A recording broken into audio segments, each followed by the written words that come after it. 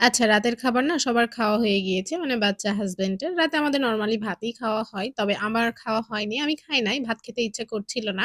আমার স্পাইসি টাইপের কিছু খেতে ইচ্ছা করছিল। মোমো বা স্প্যাগেটি টাইপের। বাট মোমো বানানোর জন্য একটু সময় লাগতো। এজন্য আমি ভাবলাম কি যে তাড়াতাড়ি হবে তাহলে স্প্যাগেটিই বানাই। আর বাসাতে অল্প একটু পাস্তাও ছিল যেটাকে আমি বয়েল হওয়ার জন্য দিয়ে দিয়েছি। আর এখানে কিছু সবজি কাট করে নিচ্ছি। বাসাতে যেগুলো এভেইলেবল ছিল সেগুলোই নিয়েছি। গাজর নিয়েছি, বরবটি নিয়েছি, পেঁয়াজের কলি আর পেঁয়াজ, কাঁচামরিচ, রসুন এই যে এগুলোই কেটে নিয়েছি। পাস্তাটা সেদ্ধ হয়ে গেলে আমি পানিটা ঝরিয়ে নিয়েছি।